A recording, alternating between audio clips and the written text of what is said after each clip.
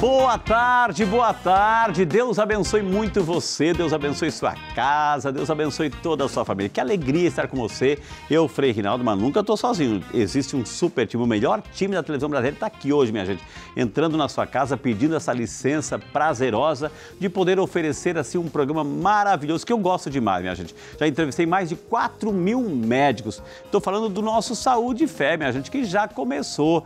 Muito obrigado pelo carinho, pela audiência, quero convidar você a participar conosco, interagir conosco, e você pode, sabe como, minha gente?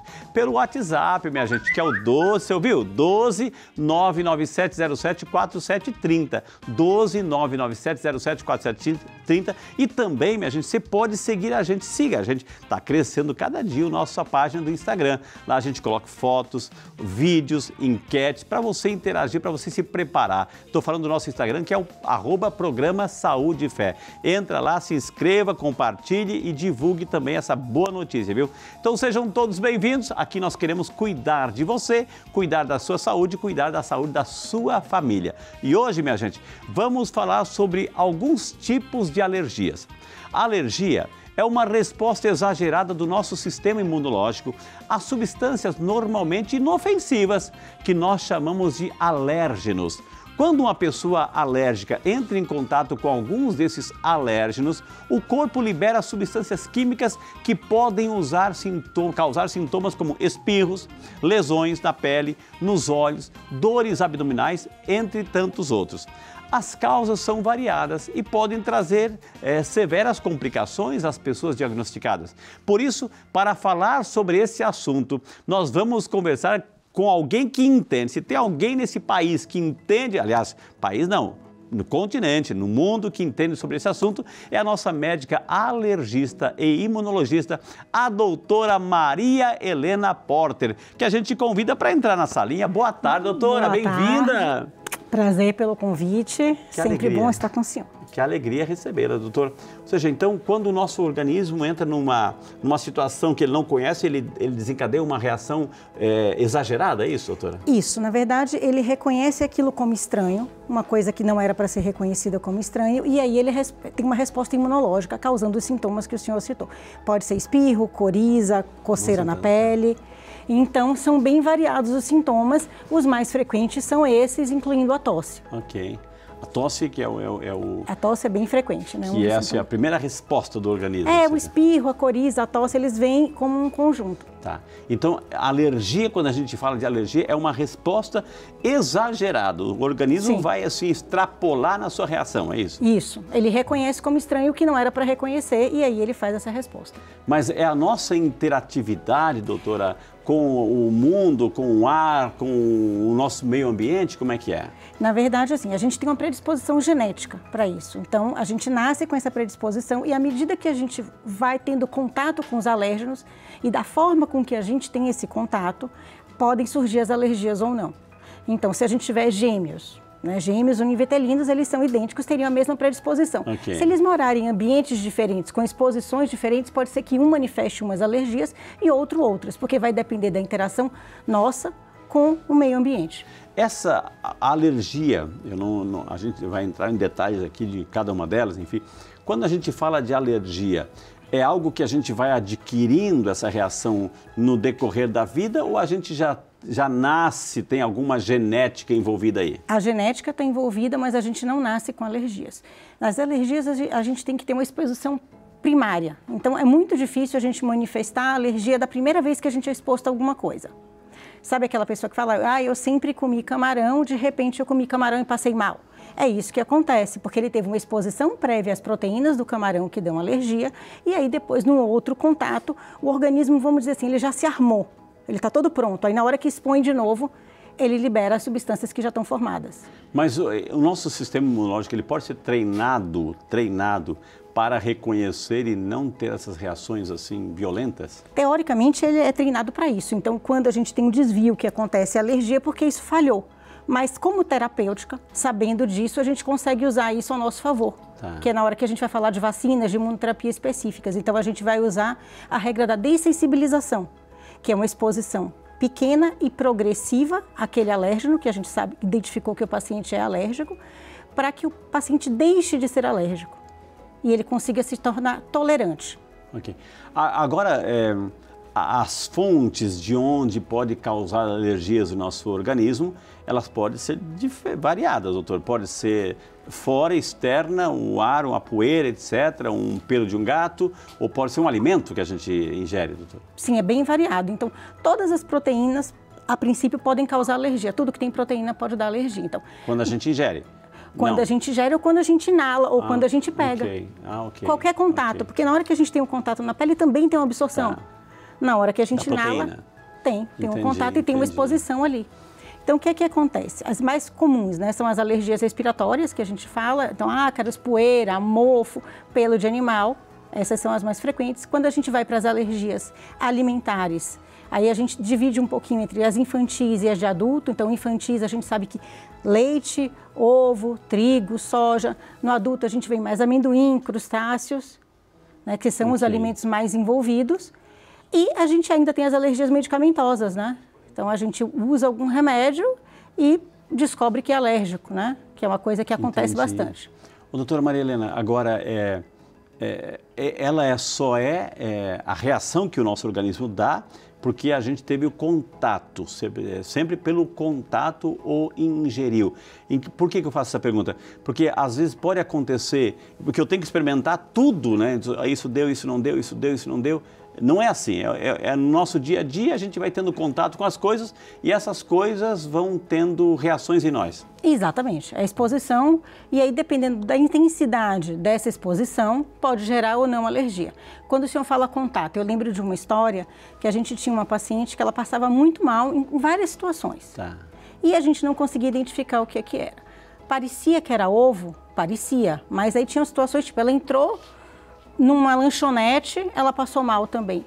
Quando ela inalava micropartículas de ovo, ela também tinha alergia. Então, dependendo de como o organismo reaja, mesmo micropartículas, ela não teve o contato de pegar no ovo, mas ela inalou a partícula, ela também teve sintoma. O odor também, bom, a senhora falou assim que o odor pode, o simples odor, o cheiro pode desencadear. É o cheiro, porque assim, na hora que a gente respira aquilo, vai vir micropartícula, então você pode estar exposto dessa forma também. Nós somos as ruas e o assunto de hoje é muito interessante. A gente foi também em busca das dúvidas, das curiosidades, como essa pergunta aqui do Povo Pergunta. Olá, eu sou a Karina de Ribeirão Pires e eu quero saber se eu tenho alergia a alguma coisa. O que eu faço? E aí, doutora? Então, primeira coisa, obrigada pela pergunta, né? Para a gente saber do que é que a gente tem alergia, primeiro eu preciso saber o que você sente.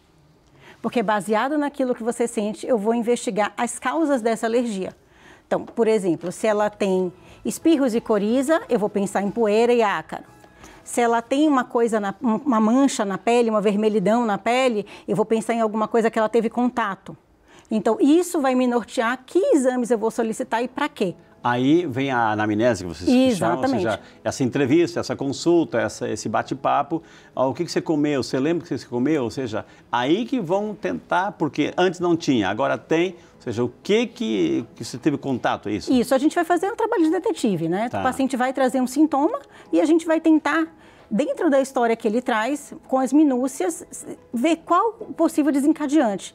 E aí investigar baseado nisso. Não tem, infelizmente, não tem como eu fazer um exame de sangue para dizer assim, olha, você tem alergia a isso, não tem aquilo. O hemograma não revela? Não, o hemograma não revela. O hemograma, ele vai nos ajudar se ele tiver aumento de eosinófilos, que aí a gente vai ter, olha, um sinal que pode indicar alergia.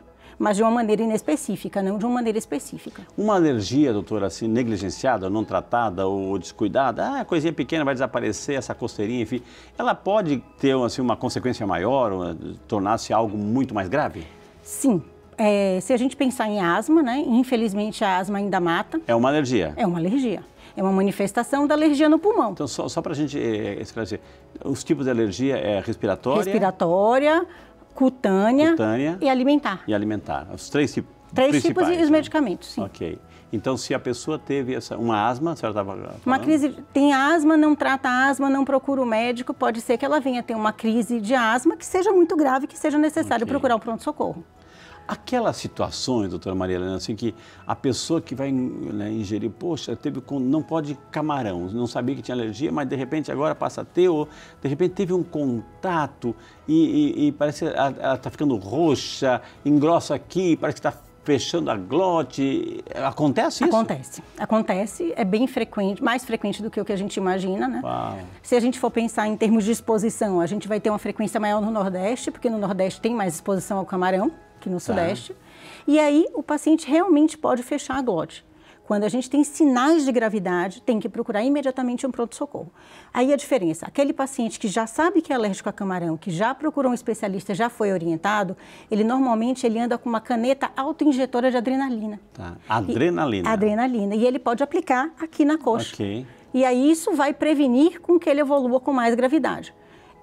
Continuamos orientando a procurar o pronto-socorro, mas ele consegue ter o primeiro atendimento muito rápido. Ok. E se ele não tiver, se acontece uma crise aí, doutora, que ele não tem esse remedinho, essa válvula de escape, enfim, o que fazer? Como ajudá-lo naquele momento? Pronto-socorro imediatamente. E se a pessoa está lá e não consigo respirar, aquele desespero que bate em... Infelizmente, uma pessoa que não seja médica não vai conseguir resolver, porque se ele tiver um edema de glote aqui e fechar a garganta, a gente vai ter que fazer um furinho aqui, que é a cricostomia. Mas isso só um médico vai conseguir fazer. Uau, então, num sintoma rapidíssimo, e vai ao uma questão de vida ou morte ali. Né, isso, doutora? que a gente chama de anafilaxia. Então, as reações muito graves na alergia, elas são consideradas anafilaxias, porque elas põem em risco a vida. Não só alimentos podem dar isso, mas medicamentos podem dar, alergias à abelha, pode dar picada de inseto. Então, a gente tem algumas situações em que o paciente está sujeito a anafilaxias, que são as reações graves. Doutora, ok, eu tenho uma alergia alimentar, aquele tipo de alimento, mas eu faço um tratamento e aí preparo, potencializo ainda mais o meu sistema imunológico, então a partir daquele momento eu posso comer um camarãozinho. Ou uma vez que determinou a alergia ao camarão, eu tenho que tirar da face da terra? Na situação do camarão, a gente tem que tirar. Mas, por exemplo, na situação do leite, o leite acontece muito com criança. Normalmente a gente espera que ela se resolva sozinha, tá? Ela se resolve... Sozinha? Sozinha. Uau. A criança começa, a gente dá o diagnóstico, a gente faz uma dieta de exclusão e depois a gente vai vendo ao longo dos sintomas, os escapes, se teve sintoma ou não, e a gente espera que resolva até os 5 anos. Mas caso não resolva, a gente pode fazer uma dessensibilização oral com leite, sim. Ok. O que significa isso? Isso eu vou fazer o mesmo princípio que eu falei da outra coisa. A gente vai dar o leite em pequenas porções crescentes para o organismo ir se acostumando, se adaptando. E aí ele se torna tolerante ao leite. Então, a gente pode fazer isso pro leite. O mesmo leite que provocou? O mesmo leite que tipo? provocou. O mesmo leite. Tá. E ele, a partir de então, ele vai poder tomar leite. Tá. Isso é só com uma alergia alimentar ou pode também com... É o princípio que a gente usa para alergia a veneno de inseto, é o mesmo princípio que a gente usa para ácaro. Então, a pessoa que é alérgica a ácaro, a gente usa o ácaro na vacina. Aí tem uma criança que está lá, tem o seu petzinho, o seu gatinho de estimação e está lá brincando. Você agora não pode mais porque aquilo causa uma alergia cutânea, né? Enfim... e como lidar com essa situação onde a criança ainda não entende essa realidade? Vou ser bem sincera. Antigamente, quando eu recém-formada, tinha acabado a residência, eu fazia assim, olha, tira o animal do ambiente. A gente sabe que isso não é possível. Ok, claro. Então, a gente vai adaptar a rotina da família. Então, tem como o animal não entrar no quarto, não subir no sofá, não subir na cama? Já ajuda. Ok. Vai. Pode, mas eu gosto de brincar. Então, mas pelo menos brinca na sala e depois entra no seu quarto. E tem a vacina para alergia a pelo de animal. Okay. Então, a gente pode também dessensibilizar. Também é possível. Então, ou seja, a senhora citou outro elemento importante agora, vacinas. Que é a imunoterapia específica, que é isso que eu estou falando. Específica. Né? Então, como é que funciona? Toda vez que a gente pensa em fazer esse tratamento, ou leite, ou pelo de animal, a gente tem que saber exatamente aquilo que causou para a gente fazer um tratamento específico para aquela substância. Okay. E vai funcionar só para aquilo, não vai funcionar para outras alergias. Doutora, a gente tem aqui no estúdio, assim, né? Quem está em casa, o que é essa? Não é uma folha. Aqui, gente, é uma ilustração, né? De um catarro, é isso? Isso, cores de catarro. Por que a gente está trazendo esse tema, cores de catarro, enfim? Porque eles também revelam muita coisa que a doutora vai explicar agora. Isso é uma grande dúvida, né? O paciente fala, mas meu catarro... A gente sempre pergunta, mas que cor está o seu catarro? Né? Então, quando o catarro está clarinho, assim, e a gente chama de hialino, transparente ou branquinho, pode ser sintoma de alergia ou uma infecção viral. Quando a gente já tem um catarro que vai evoluindo com a cor para amarelo, para o verde, isso denota que tem neutrófilos aí, que são as células de defesa do nosso organismo que reagem contra as bactérias. Então, a gente vai pensar em uma infecção bacteriana. Tá. É uma história muito comum. O paciente começa com uma crise de rinite, tem uma rinorreia aquosa, líquida, transparente, e ele vai piorando ao longo do tempo e ele acaba complicando com uma sinusite bacteriana. Então, você vai passar por todos esses estágios do catarro. Então, todo catarro é um sintoma de alguma coisa. Ok. Né? E conforme a cor... Não, tem uma ilustração, não tem um quadro de ilustração, as cores, né, do catarro aí que a gente trouxe para você também. Então, quando se tem coloração, pode ser... Ali, doutora, ali, ó. Isso que eu Isso aí, né? Isso aí. O amarelo, né, é o que tem o início da resposta inflamatória. O verde são as substâncias inflamatórias e o que eu falei, os neutrófilos. Quando a gente tem o rosa ou um rajado, é o sangue, né? Porque às vezes você tosse e dependendo de onde vem uma jasca de sangue. E o marrom, aquele mais escuro, é aquele que está lá muito tempo guardado que a pessoa não conseguiu expelir. Uma das coisas que o alergista vai falar sempre, e o otorrino, é lavagem nasal. Então, se você tem alergia, pelo, ácaro, mantenha uma lavagem nasal frequente, para que você deixe os seios da face limpos, né? Para que você não acumule secreção. Ô, doutora, geralmente quando a gente fala assim, catarro, né? Essa situação, né? O tema, a gente está sempre associando assim com gripe, com resfriado, com pneumonia, etc. E o catarro não surge só disso, então surge de um quadro de alergia. De alergia, né? Também, mas aí a gente consegue diferenciar, porque se a gente tem uma rinite alérgica, a gente tem sintomas nasais só. Tá. Quando a gente tem um resfriado, a gente tem febre, tem dor no corpo, perda de apetite. Então, outros sintomas que vão acontecer, que a gente chama de sintomas sistêmicos, vão nos dar a dica de que doença é aquela. Ok. Uma pessoa pode nascer, tem um sistema, tem um quadro genético, nascer com alergia, não sabe ainda e lá na frente pode se manifestar? Ou é a alergia, recapitulando, ela vai ser adquirida no decorrer da vida? Adquirida no decorrer da vida. Sempre adquirida? Sempre adquirida. Ok. Né? A gente nasce com a predisposição, okay, mas não com a doença. Entendi. Então, conforme os contatos que a gente vai tendo. Exatamente. Né?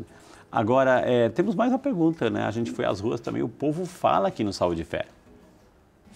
Oi, eu sou o Henrique, tenho 19 anos, sou de Osasco, vim com a caravana da Fapcom, Faculdade Paulo de Comunicação, e a minha pergunta é a seguinte, desde que a gente chegou aqui bem cedinho, eu tô com o meu nariz aqui, ó, bem complicado, né, é uma coisa que eu sinto frequentemente, meu nariz começa a escorrer e aí vai pra dor de cabeça, eu começo a ficar enjoado, passar meio mal, não é nada agradável, e eu queria saber o que eu posso fazer para amenizar isso nessas situações, porque foi complicado, tipo, a gente tava na missa ali, aí só tava aqui, né, não dava para resolver, então...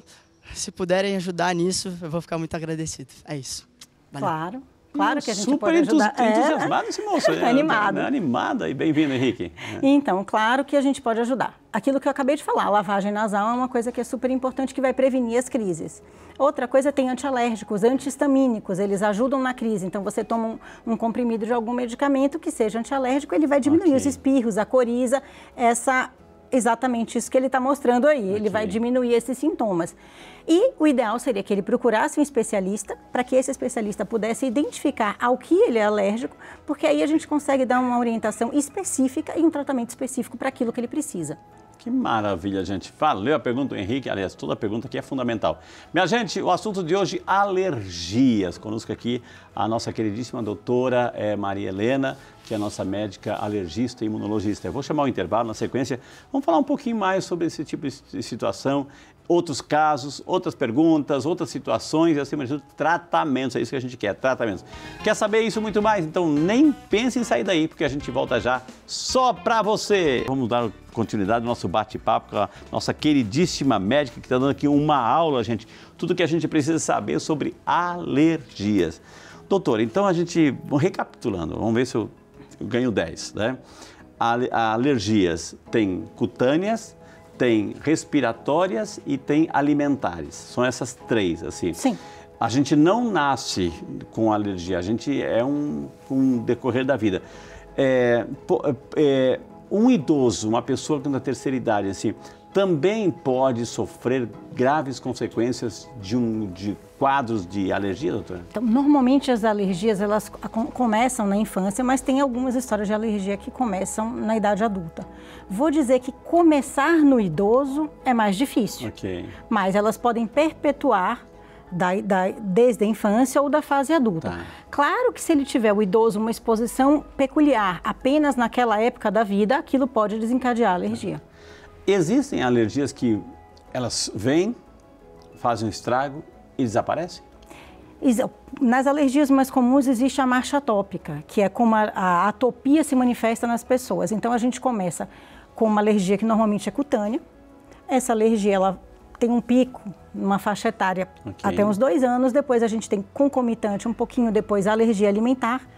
Aí vem uma asma na época do escolar, pré-escolar, e depois no adulto a gente vê ele ficando com uma rinite. Então, são todas facetas de uma mesma alergia, alergia poeira e ácaro, que vai se manifestar ao longo do tempo em locais diferentes.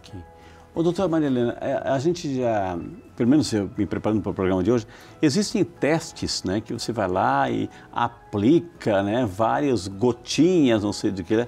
O que é isso? Então, olha só. Então, aquilo que eu falei, a gente pensando no quê? Pensando no que você foi exposto e o que você acha que é alergia, a gente tem os extratos que a gente vai fazer as gotinhas aqui. Extratos do quê? Das proteínas alergênicas.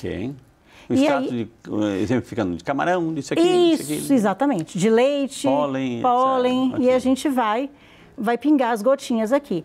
E aí, pingando as gotinhas, a gente faz uma furinho minúsculo, só na pele, um epicutâneo, para ver o que sobe as placas. Para ver uma penetração, assim, ali. E para ver uma penetração, e a gente espera o surgimento de placas.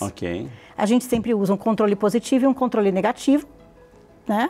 E a gente vai e coloca as substâncias. Aí depois de uns 20 minutos a gente faz o que a gente chama de leitura. Então a gente vai medir o tamanho daquela pápula, se é que ela surgiu. E aí, se surgiu alguma lesão de um tamanho adequado, de 3 milímetros, a gente pode dizer que a pessoa ou o paciente é alérgico àquela substância que foi testada ali. Aí, dando essa reação, eu posso... Opa, mas tem vacina para isso. Tem. A pessoa já sai dali vacinada? Ela, na verdade, ela sai com a indicação de vacina, às vezes ele já leva a vacina, mas a gente tem que lembrar que a vacina não é uma dose única.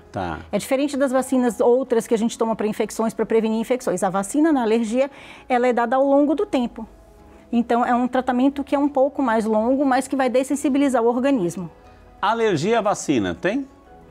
Uma reação? Alergia às vacinas que a gente normalmente toma em posto de saúde tem, aí depende do componente. Então, assim, alguns pacientes que são alérgicos a ovo, tem algumas vacinas que eles não podem tomar. E existem alguns componentes específicos de alergia, das vacinas que podem dar alergia. Olha que interessante. Agora, doutor, assim, o fato o que é, além das vacinas, o tratamento, existe uma pomada, por exemplo, assim, a pessoa está com cutânea, está lá uma alergia, está uma coceira, está lá ficando vermelho, aqui lá. Existe uma pomada que alivia ou eu tenho que colocar embaixo d'água ali para dar uma aliviada? Então, a primeira coisa quando a pele está assim, está coçando, essa pele aí está ótima, ele está coçando desse jeito, escoriando a pele, a primeira coisa é hidratante.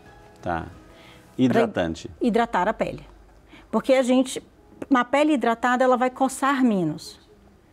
Então, e aí a gente começa a usar sabonetes hipoalergênicos, sabonetes de bebê, tomar um banho mais frio, tomar um banho rápido, não usar bucha, o banho quente vai piorar, o uso de bucha vai escoriar. Então, isso seria uma coisa que todos poderiam fazer, independente da causa. As pomadas vão depender do que é que causou.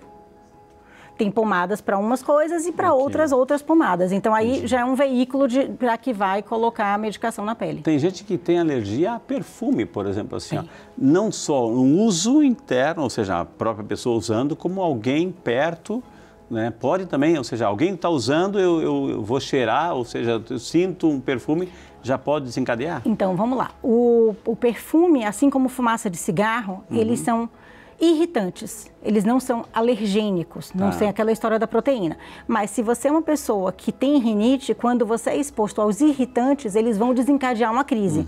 Mas tem um outro tipo de alergia a perfume, que não só os espirros, a coriza, não só a rinite. Tem paciente que tem alergia de colocar o perfume e aí vem lesão na pele. E aí a gente também consegue descobrir qual a substância que causou. Não é com esse teste, é um teste um pouco diferente que a gente cola uns adesivos nas costas dos pacientes e ele vai com aqueles adesivos colados para casa.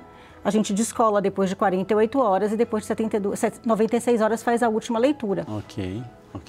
Para descobrir qual é a substância daquele cosmético, no caso o perfume, que está causando alergia, porque aí a gente consegue orientar o paciente a ler a composição química e evitar perfumes que tenham aquilo que ele não pode ter contato. A gente viu nessa imagem, eu já vou chamar mais um povo fala, porque o povo aqui tem vez e voz, aquela imagem que a gente mostrou da pessoa se coçando, doutora.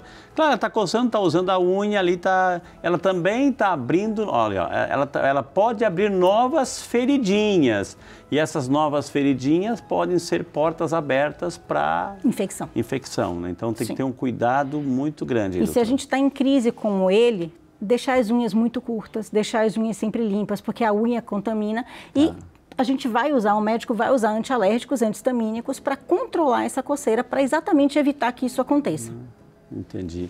Vamos às ruas então, vamos saber que as curiosidades do povo quer saber aqui com a doutora Maria Helena. Vamos lá. Boa tarde, sou Neuci Alves Mendes, moro em Maricá, cidade do Rio de Janeiro. Eu gostaria de saber se a alergia pode piorar com o estresse. Ô, doutor, a carga emocional agora. Né? Pode, né? O que é que não pode piorar com o estresse? Né? O que, né? O que, né? O estresse vai desregular o nosso organismo e ele vai fazer com que as substâncias sejam liberadas mais facilmente. Então, ele pode sim fazer com que piore. Eu não vou dizer que ele causa uma alergia, mas ele, num paciente alérgico, pode sim piorar os sintomas. Doutora, a senhora falou assim que um quadro de alergia, etc., a pessoa tem que usar aquelas canetinhas de adrenalina, né? Eu queria saber se esse é um hormônio, né? Não, é um neurotransmissor? É um neurotransmissor. O senhor, tá vendo já? Adrenalina aí. Doutora, aí a pessoa, por exemplo, gosta de atividades adrenalínicas, né? Ela está mais protegida porque ela tem um excesso de adrenalina no corpo? Não vai conseguir proteger, não. Um medo, participou de um medo, um trauma, um assalto, um pânico, o corpo libera, né? Mas não a quantidade, não da forma que a gente precisa para tratar uma reação alérgica. Entendi. Então, a adrenalina, ela é um elemento protetor. Sim, né? Ele é o que vai tratar as crises alérgicas graves, chamadas de anafilaxia. Tá. Só a canetinha ou tem um comprimidinho também que eu posso usar na bolsa ali, na hora, né? Sublingual? Queria que tivesse, só a canetinha. Só a canetinha. Por que a medicina não chegou? Enfim. Olha, a medicina não chegou, que no Brasil nem vende a canetinha, a gente importa. O Brasil não produz a canetinha. O senhor tocou num ponto bem importante. Esse final de semana está acontecendo o Congresso Brasileiro de Alergia em Salvador. Okay. E uma das coisas que está se trazendo de novidade é que nós vamos ter no Brasil, finalmente, a primeira caneta de adrenalina autoinjetável. Que para a gente é um grande avanço, porque hoje, como é que o paciente faz? A rede pública não dispensa, então não tem dispensação na rede pública. A gente faz receita.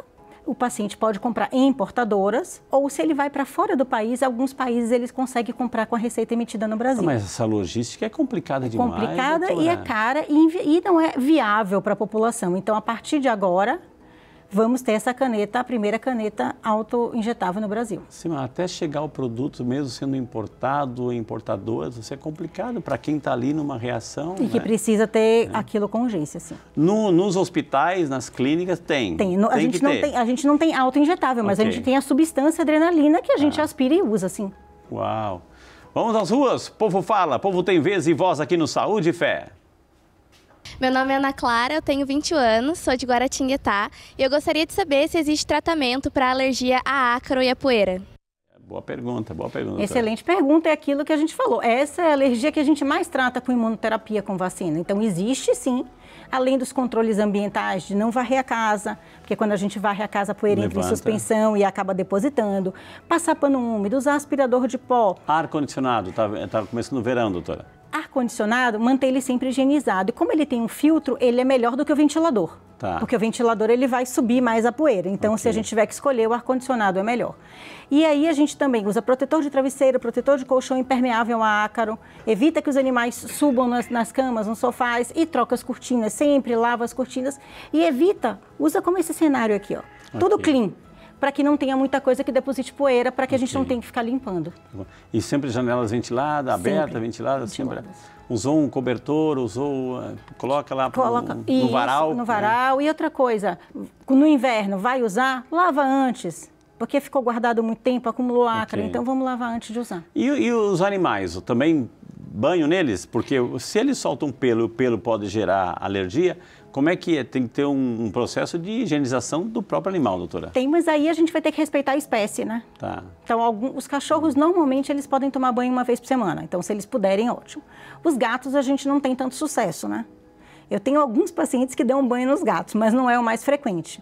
E a gente tem um outro problema relacionado aos animais que a gente às vezes não leva em conta. Às vezes o paciente não é alérgico ao pelo do animal, mas é alérgico ao ácaro. Mas o que o ácaro é? Um artrópode que se alimenta de resto de epitélio morto, de pele morta. Uau. Então ele está onde? Ele está no pelo do cão, ele está no pelo do gato. Então esse banho vai ajudar muito na diminuição dessa quantidade de ácaro. E ele vai também para a cama, ele vai para o travesseiro. Eu fico brincando quando eu explico aos pacientes que quando eu vejo um cachorrinho subindo na cama, eu vejo uma bolinha cheia de ácaro subindo na cama e depositando o ácaro ali. E a pessoa à noite vai respirar aquilo lá. Vai respirar. Aí já pode amanhecer como o Henrique lá. Fungando, com crise. Sim, por isso que a gente falou, o ambiente que a gente mais tem que controlar na casa é o quarto, porque é onde a gente fica mais tempo. Ok. E é preciso mantê-lo asseado, limpo, arejado, é fundamental. É fundamental. E evitar colocar animal ali dentro. Sim. Porque essa mania de querer dormir com o gatinho, com o cachorrinho, né? Essa para quem é alérgico não é uma boa opção. Mais um povo fala aqui no Saúde e Fé. Vamos lá. Eu sou a Beatriz, venho de São Paulo e minha pergunta é, eu tenho alergia a pólen, o que eu devo fazer para aliviar os sintomas durante a primavera? Não, alergia ao pólen, nossa, ela já deu até, é na primavera, né? A gente não tem muito alergia a pólen no Brasil, porque para ter alergia a pólen a gente precisa de estações climáticas muito bem definidas, que não é a característica do nosso país. Mas o que a gente pode fazer? Vacina, ou a gente pode começar um tratamento antes da primavera, para que a paciente passe bem a primavera. Então, a gente começa a usar a medicação antes da primavera e ela consegue passar por aquela estação do ano melhor. Eu imagino, doutora Maria Helena, que, por exemplo, se uma pessoa que é alérgica em casa, da família de 4, 5 pessoas, assim, a família tem que também se adaptar a essa realidade, ou seja, se tirar aquela substância do convívio, né, do dia a dia, para ajudar aquela pessoa que está nesse quadro já alérgico. Com certeza, e principalmente quando a gente fala de alergia alimentar em criança, para não ter acidente. Porque você faz aquela exclusão daquele alimento que você quer, mas aí a criança inadvertidamente pega um iogurte na geladeira. Tá.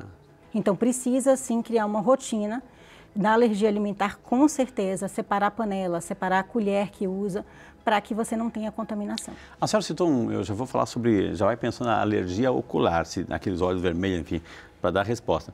Mas eu fico imaginando assim, por exemplo, uma criança que tem já um quadro de alergia, sei lá, a chocolate, enfim, né, amendoim, enfim. Aí, de repente, vai dormir na casa do coleguinha lá.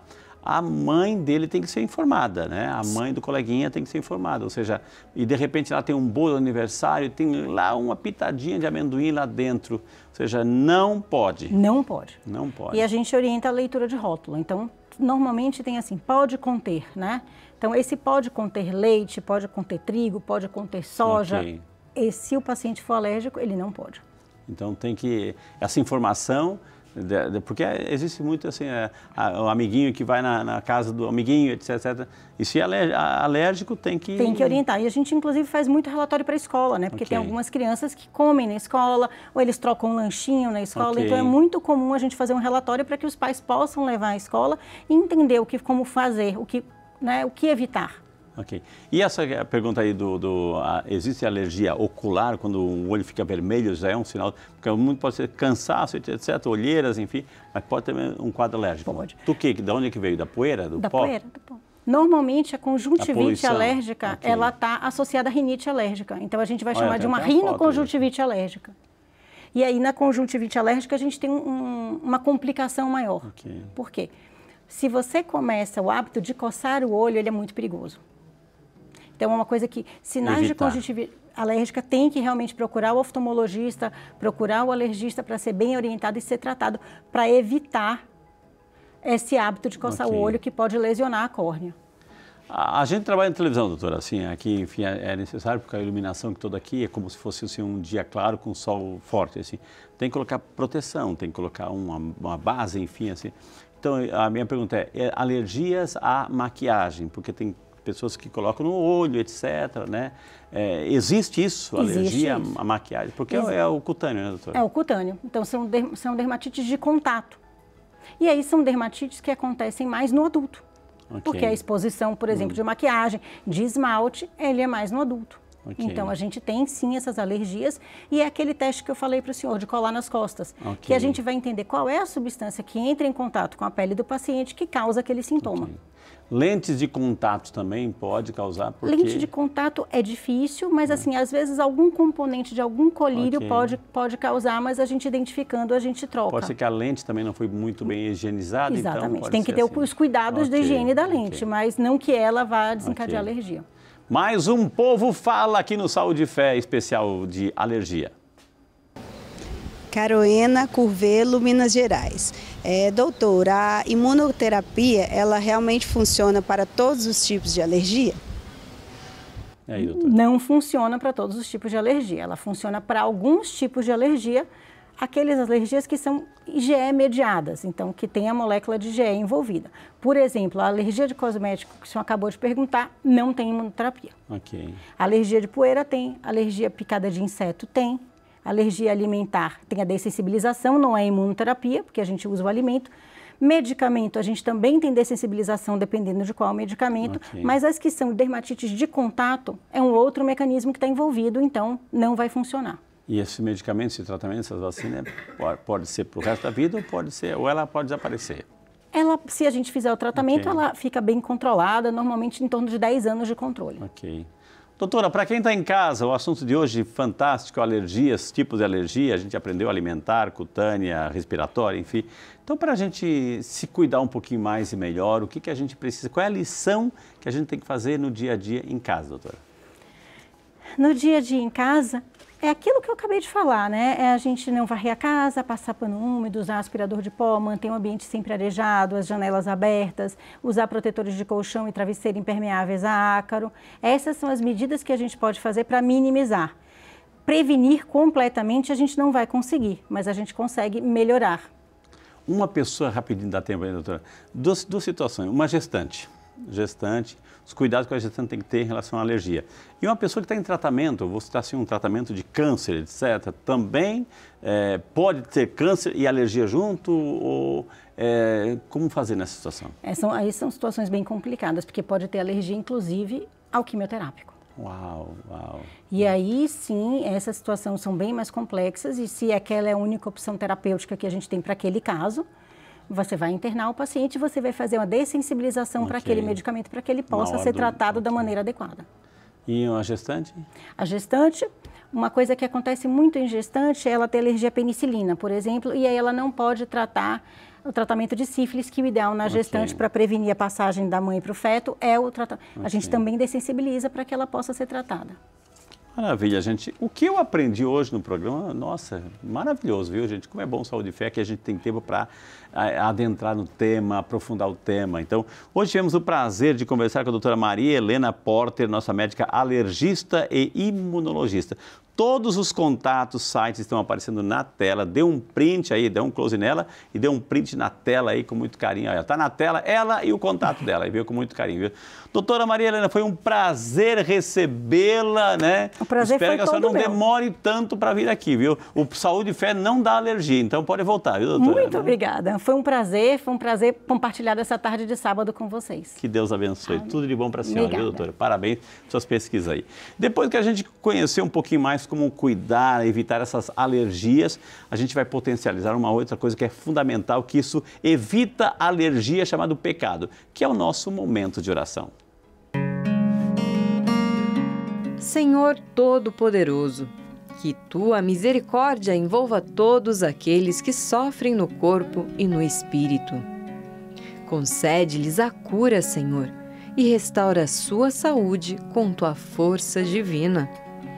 Que cada célula de seus corpos seja renovada pelo Teu poder curativo e que sua fé em Ti lhes traga paz e conforto.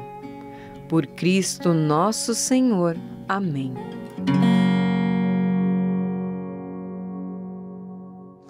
Depois que a gente conhece o nosso corpo, como funciona, as alergias, as substâncias que causam alergia, a gente se cuida, a gente previne, porque a gente quer cuidar da nossa saúde. A gente também precisa ter esse mesmo sentimento, esse mesmo cuidado em relação ao a vida espiritual, minha gente. Tem coisas assim que nos causam alergias sérias, o pecado, a falta de amor, falta de fé, falta de perdão. Então a gente precisa evitar o que causa esses desencontros espirituais. Então, vida de oração, vida de comunhão eucarística, vida eclesial, momentos com a palavra de Deus, tudo isso nos fortalece, nos protege contra essas alergias espirituais que muitas vezes tentam também tirar a nossa paz, viu? Mas agora eu quero convidar você, ao lado da linda imagem de Nossa Senhora Aparecida, de São Peregrino, um protetor contra o mal do câncer, quero convidar você a preparar a água, aquele copo d'água, vai colocando com muito carinho, aquele copo, aquela jarra, aquela garrafinha que você tem. Vamos invocar do céu uma bênção especial para você tomar essa água, espalhar na sua casa aí e se proteger ainda mais. Senhor, ao finalizarmos esse programa, te louvamos e te bendizemos e pedimos a tua bênção, Senhor, sobre esta água tão limpa, pura e transparente. Dignai o Senhor abençoá-lo, santificá-lo, que através desse sacramental desça sobre cada filho e cada filha toda a bênção, a proteção, a saúde física e espiritual. Em nome do Pai, do Filho e do Espírito Santo. Amém. Essa eu vou dedicar à doutora Maria Helena. Eu quero agradecer a você com muito carinho pela sua sintonia, audiência e desejar um bom final de semana. Se cuide, vá na missa, reze, cuide da sua família, cuidado com as alergias, viu, gente? E a gente se encontra semana que vem com mais uma edição do nosso Saúde e Fé. Um beijo no coração, Deus abençoe. Em nome do Pai, do Filho e do Espírito Santo. Amém. Tudo de bom.